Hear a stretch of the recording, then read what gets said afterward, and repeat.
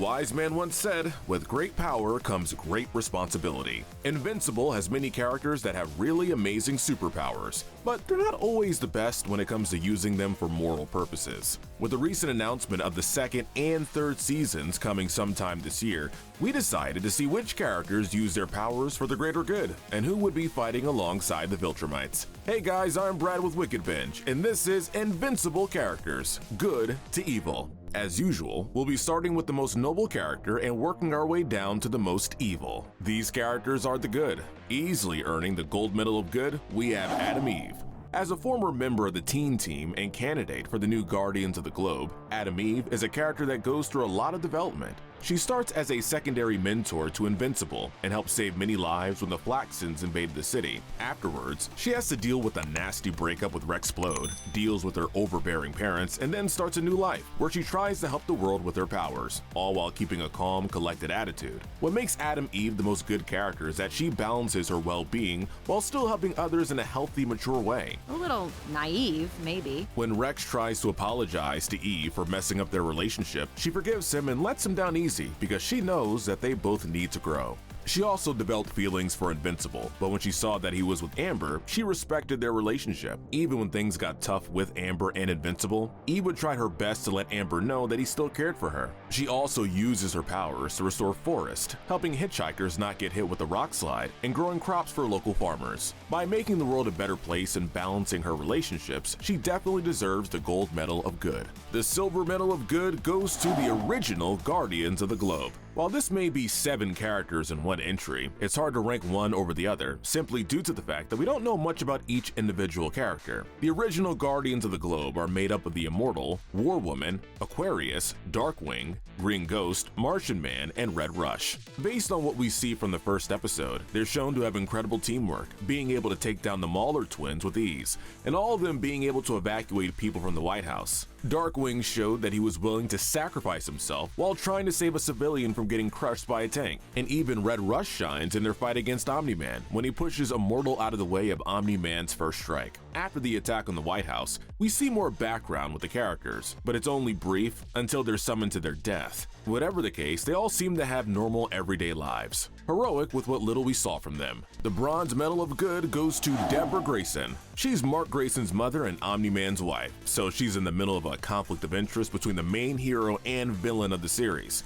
Still, she's able to be the third most good character on the list because of how she's a great deal of support when needed. When Mark gets his powers, she is really supportive when she hears the news, unlike his father who didn't react much. When Omni-Man gets injured, she also chooses to stay with him until he wakes up from his coma. She's also not afraid of calling out people, even when they have powers. When Debbie raises suspicion about Omni-Man's involvement in the death of the Guardians of the Globe, she presses him, even when he gets more agitated. She's honest, caring, brave, and wants the best for her son. Next is Invincible, or Mark Grayson. From early on, we can see that he's always willing to stand up to anybody, no matter how strong the person is. Whether it's a high school bully Todd or his own father, Mark Grayson always steps up to the challenge. He's also shown to care about every man as well. Whenever the old lady gets injured during the attack of the Flaxons, he tries to get her medical attention as soon as possible. He also did his best to take down Titan's boss, so he isn't against helping people on a small or large scale. Some of Invincible's faults are that he can be very naive, which comes with him wanting to be a hero and living up to his father. He was tricked by the aforementioned Titan and got half of the new Guardians of the Globe and himself nearly killed.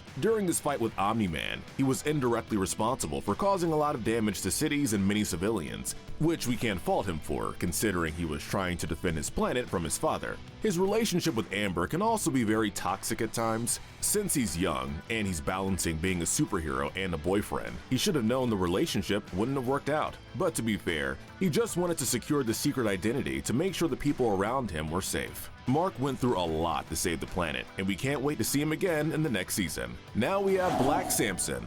Black Samson was one of the original members of the Guardians of the Globe, but was kicked out after he lost his powers. He joins the team again after the death of the other members of the Guardians of the Globe, and he's one of the most responsible members of the team. When he's in the tryouts for the Guardians of the Globe, he defeats Throwbolt, and he offers her hand to help her up, which is a very noble act and shows a lot of virtue. Black Samson takes his job as a hero seriously, and does not tolerate unprofessional or immature behavior, especially from Rexplode, who at first has an antagonist close relationship with him, but warms up to him over time. I figure it's karma for putting up with this guy. He's also a strong leader. When they see Omni-Man and Invincible fight, Rexplode is adamant about going there and helping Invincible, but Black Samson wants to make sure that everyone is safe. Samson is also sensitive about his lack of powers, but doesn't let this stop him from being a hero. He's strict with rules and sticks by them, though he's not inflexible towards bending them and mellowed out over time. Next is Shrinking Ray. This superheroine is recruited to join the new Guardians of the Globe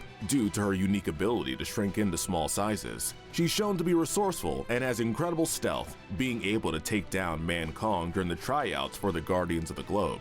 We don't see a lot of Shrinking Ray, but we see that she tries to unify the team during arguments and fights valiantly throughout the Machine Head fight. Hopefully in the next season, we'll see a lot more of her. Now we have Monster Girl. She's one of the new members of the Guardians of the Globe. While she looks significantly younger than the rest of her team because of a body de-aging curse, Monster Girl has the ability to turn into a huge green monster, able to destroy anyone she comes in contact with, including Rexplode. Her and Rexplode got off on the wrong foot from day one when he decides to make fun of the fact that she doesn't look like the ideal superhero, so she decides to take matters into her own hands, humiliating him and beating him to a pulp until Invincible steps in. Her strength is playing as a brute force brawler, which makes her a valuable asset to the team. You better believe it, baby! From what we see, she cares about her team greatly, showing her bravery during the aforementioned fight with Machine Head and his henchmen. When she sees Black Samson getting brutally injured by Battle Beast, she steps in to help as much as she could. Monster Girl was able to get along with Rudy after his transformation from robot, while it did take some time to get used to. Overall, while she is sensitive about being called a little girl due to her curse, she's strong and able to be a valuable asset to the team when needed. Next is Art Rosenbaum.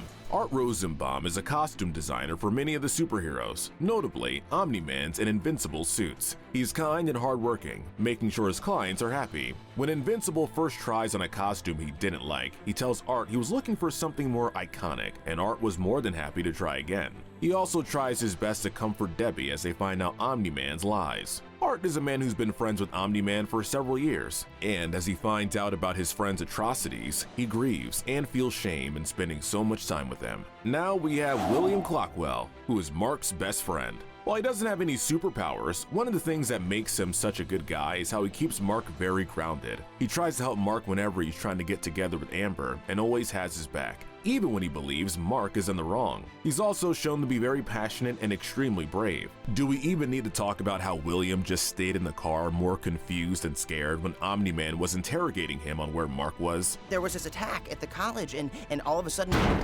He was also able to talk to Rick when he was turned into a cyborg by D.A. Sinclair, so that he can save the day. The only negative thing about William is that he's not the best at talking to him whenever someone's having a hard time. He berates Mark and how bad of a boyfriend he was to Amber after they broke up, and when he's out with Mark, even Amber, he kept mentioning his fight with Omni-Man. While he can be insensitive with how he comforts friends, he cares for them and wants the best for everyone. Next is Rick.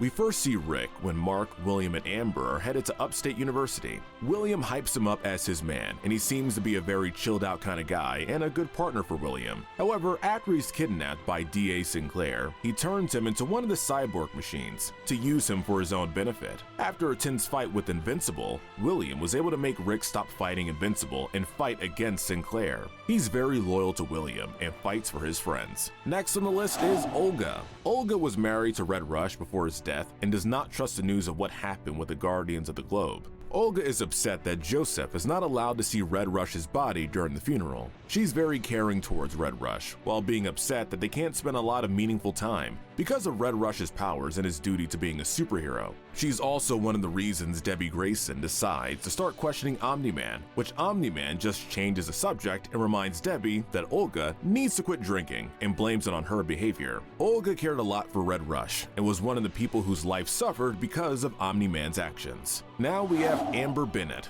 Much has been said about the relationship between Amber and Invincible. For now, let's start with the positives. Amber is smart, and she's very charitable. On one of the dates with Invincible, she mentioned how she built schools in the Philippines, which changed her perspective on life. She also inspired Adam Eve to go into making the world you want to live in, which makes Adam Eve decide to tread on her path of saving lives without killing giant monsters or the villain of the week. However, Amber is a flawed character, and it can be seen clearly through her actions when she's dating Invincible. At the beginning between them, things were going okay, but it quickly turns chaotic when Invincible was still transitioning from his regular school life to his superhero life. There were moments when Amber would invite Invincible to meet her parents or volunteer to feed people at a community center, and either Invincible was late or wouldn't show up. From her perspective, she was just trying to get her boyfriend involved in her life, and he was just blowing her off. The reason she's a little down the good tier is how she handles her relationship with Mark after he reveals himself to be Invincible.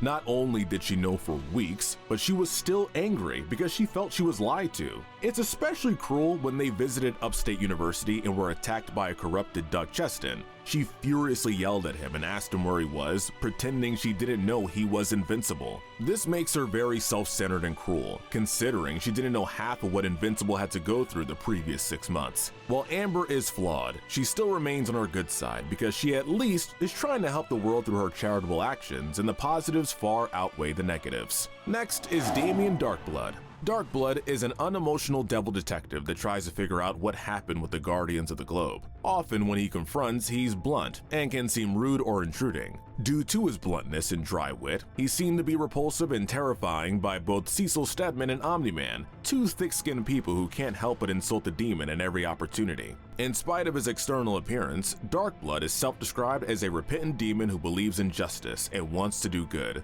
albeit largely so that he may escape having to return to hell. Never get invited. Show up anyway. To be fair, who wouldn't in that situation? The only times Darkblood acts aggressively are when Cecil cast him back into hell, criticizing Cecil for his foolish choices. Darkblood's main flaw is his arrogance. He's fearless and careless of any consequences that may result from early disclosing of the truth, since his drive to learn the truth about the Guardians of the Globe is so unyielding. He was overconfident that Cecil and Omni-Man could do nothing to stop him, and was unable to see how far they would go to defy him. Next is Donald Ferguson. Donald works as an agent for the Global Defense Agency under Cecil. Donald is loyal to Cecil and even sacrifices himself to try to kill Omni-Man, which unfortunately barely grazed him. While he is mostly by Cecil's side, he manages to be brave and bold enough to fight Omni-Man with a gun until his eventual sacrificial death. Donald put his life into his job, and that's why he falls on the good. Now we have Alan the Alien. Alan the Alien is one of the most interesting characters to come out of the first season, and one we'll probably be seeing more of in the later seasons of Invincible. He works for the Coalition of Planets as an evaluation officer, in which he's tasked with making sure that planets have a necessary protector against any threats, such as Viltrumites. Alan would visit Earth a few times to fight Omni-Man, not knowing he was a Viltrumite, thinking he was evaluating a planet called Urath. Aside from that little mistake, when Invincible is tasked with fighting Alan gives him a timeout in order to explain what he was doing. When he's informed of his mistake about traveling to Earth instead of Urath, he goes back and fixes his mistake,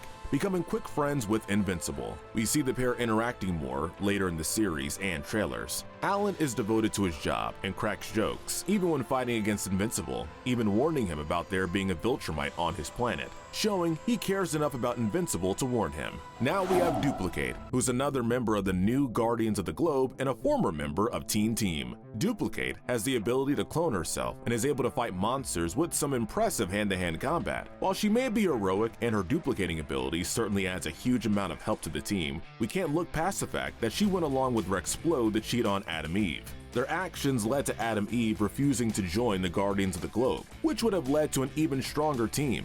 What's worse is she used her duplication powers for the cheating. Nevertheless, while she does sacrifice her clones a lot when fighting, she ultimately tries her best to play her part on the team. And we think that, while not being a good friend to Adam Eve, she still deserves a spot in the good. Next is Rexplode, who's a former member of Teen Team and a current member of the newly formed Guardians of the Globe. Rexplode has the ability to turn objects into explosive weapons and is very durable and quick with his movements. While being a superhero and has saved many lives in the process, he is, to put it simply, a pompous and sassy jerk. His interactions with members of his team are argumentative, and he tends to mock them for the smallest things. He's a possessive boyfriend to Eve, and he gets jealous when rumors float around that she's dating Invincible, which leads to him cheating on her with Duplicate. While he is regretful of that decision and apologizes to Eve, he rightfully gets turned down, and as mentioned before, leads to Adam Eve refusing to join the new Guardians of the Globe. He also mocked Monster Girl without expecting any consequences.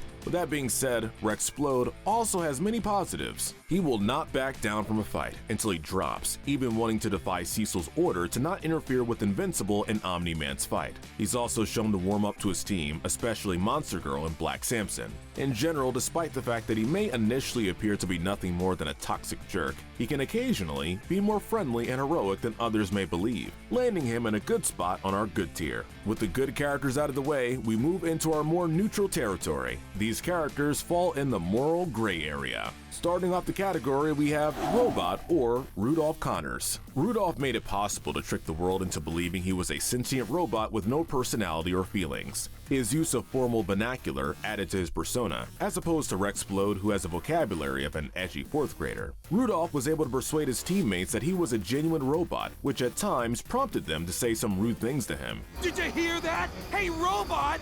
What's the bad news? Despite all that, he's one of the smartest members of the new Guardians of the Globe, being able to scan the Flaxen's equipment to direct his team as to how to defeat them, even when it seemed like the city was hopeless. This act led him to be chosen personally by Cecil to recruit the new members of the Guardians of the Globe. While he is a good guy, he isn't above doing some manipulative acts to reach his goal. Case in point in his involvement in making a new human body for himself with the Mauler twins. Not only does he steal some of Rexplode's DNA to get the body that will make Monster Girl fall for him, but upon the Mauler twins finishing the body, Robot attacks them in an attempt to arrest them. Speaking of Monster Girl, he cared a lot about her, and taking it upon himself to make sure she survived when she almost died in the fight with Battle Beast. While being able to manipulate anyone because of his intelligence, he does what he needs to do for the greater good, no matter how nefarious the plan may be, to lead to a good cause. Next is Doug Cheston. Doug appears to be a guy who is not the sharpest tool in the shed. He's cocky and a loudmouth, and he tries to get some women to sleep with him while intoxicated by bragging about his dad's inheritance. Not cool. My dad owns Cheston Pharmaceutical. He later gets kidnapped by D.A. Sinclair, and the poor guy gets turned into a cyborg and attacks Invincible and William Clockwell. He then ends his life, as seeing his reflection spooks him. We don't get to see a lot of Doug Cheston, as he's one of the many victims of D.A. Sinclair, but he's memorable in a very unique way. Next is Hail Mary. Omni-Man fights this kaiju tentacle monster, and Donald realizes that Omni-Man struggled to defeat the kaiju as he usually does, so Cecil ordered her to be put on ice for the time being. Dubbed Hail Mary, the kaiju was kept around since at this point suspicions were growing around Nolan Grayson. Now dubbed Hail Mary, was kept around due to Omni-Man's potential involvement with the Guardians of the Globe and what his next plan was. Hail Mary doesn't talk and is given drugs by Cecil in the second encounter with Omni-Man to make it more aggressive. Hail Mary was used by Cecil but was still an evil kaiju monster, the same way that Cecil uses D.A. Sinclair. Now we have Cecil Stedman. Cecil Stedman is a government agent in charge of the Global Defense Agency. He's shown to be cold and strict, but when push comes to shove, shows to be a caring individual. Well, if they come back, maybe I'll just evacuate the area and... Whenever Omni-Man and Invincible get injured badly, he does his best to get them back to health, and when everything comes out about Omni-Man, he offers to financially compensate Debbie and Invincible as best he can. Also, when Omni-Man was trying to find Invincible, Cecil threw a lot to try and take him down. His way of doing this seems a bit immoral, with him using Hail Mary and dead soldiers with the technology of D.A. Sinclair, but that's the whole thing with Cecil. He will do whatever it takes for the greater good, even if it means some people will die in the process. That's why he ranks in our gray area. Now we have Titan. Titan worked for Machine Head to repay his debt, but Machine Head sees that he's useful and doesn't let him leave. Titan has superhuman strength, durability, super speed, and can encase his body in rock to deflect bullets. He recruits Invincible to take down Machine Head, but he leads Invincible into fighting Machine Head and his other henchmen, which ends up almost killing him and the new members of the Guardians of the Globe. However, what sets Titan from a lot of the villains on the show is that he's trying to live a normal life. He's even merciful at times, like when he let that guy live after he found out he had a family. But he's not shy about laying people out whenever he needs to. He's motivated to keep his family safe, even if it means laying out a person like Invincible. Hopefully we can explore Titan's character more in Season 2. As of now, he might be the grand definition of the gray area. Now we have the Mauler twins. Because the Maulers share many of the same memories due to memory duplication, both are virtually identical in personality, behavior, and mannerisms. The Mauler twins are basically one person that keeps cloning himself. Just open the door. They often bicker over which one of them is the clone and which is the original. They are not afraid to abandon each other or let one die, as they can always make another of themselves. They would much rather bicker than go through an even worse potential conflict because of it. As stated during the battle with Robot's clone, the advantage of sharing the same personality and memories allows the Maulers to coordinate their actions, always knowing what the other would and will do. They even complete each other's sentences on occasion. The pair comes across as callous and overconfident until they're confronted with adversity. Contrary to what's seen, they're not downright evil and are simply driven by a dangerous thirst for knowledge. They can be convinced to work for anyone who offers them sufficient payment. Despite their high intelligence, the Maulers tend to be short-sighted and a bunch of angry blue alien things. This is demonstrated when they seem genuinely sad upon seeing Rudolph's clone interacting with his original self. So while they might be evil, they're at least able to help others when needed, making them not as bad as the other villains in the series. That's it for the gray area. Now we enter the dark side. These characters are the bad and the evil. First in the category is Isotope. Isotope assisted Machine Head in achieving his numerous objectives. Isotope, who works for Machine Head, teleports him to locations such as the Popsicle Palace. Isotope summoned Battle Beast, Kursk, Magmaniac, Furnace, and Tether Tyrant to defend his employer, when Titan hired Invincible to take down Machine Head. He doesn't take part in the battle and stands behind Machine Head to watch. He's weaseling off whoever leads him and was protecting a man who has made commands to make people's lives miserable. That's what lands him this spot on our list. Next is Doc Seismic. Doc Seismic has a few loose screws. It's theorized that his craziness is caused by brain damage from his earthquake gloves. Doc Seismic comes off as a radical liberal progressive and a male feminist due to his minor in women's studies and African dance. He calls the presidents on Mount Rushmore oppressors and tries to blow up the mountain.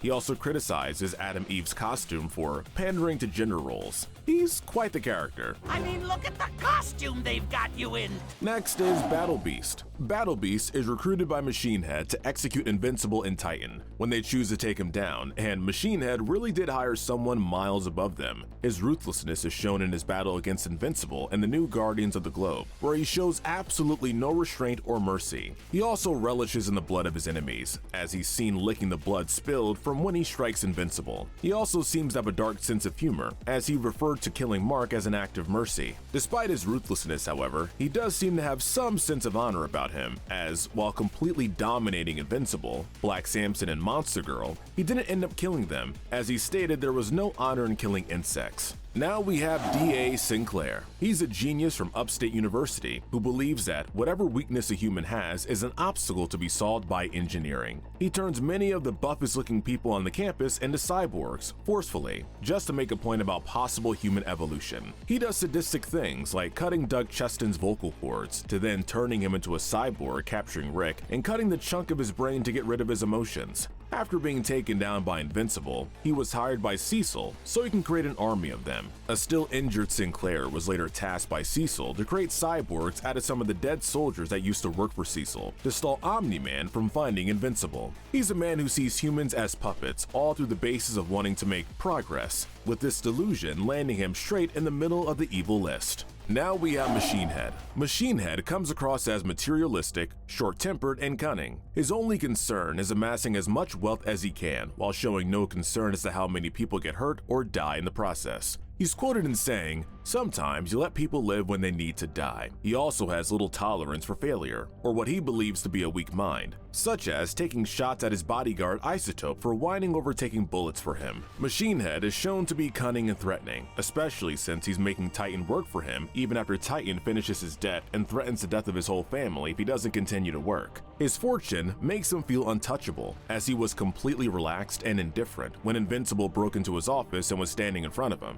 He even explains that it doesn't matter how powerful someone like Invincible is, since he's got money to get as many allies as possible, which led to Invincible, Black Samson, and Monster Girl getting brutally injured. He is a proponent of many of the bad things that happen in the city, up until Titan takes over, but it still leaves him very high on our list. Now we have the Flaxen leader and the Flaxens. The initial Flaxen invasion effort revealed that the Flaxens and their leader are a massive threat. The leader was shown to be more vicious and sadistic than other members of its species, as it was grinning as it was ready to slaughter a helpless old woman.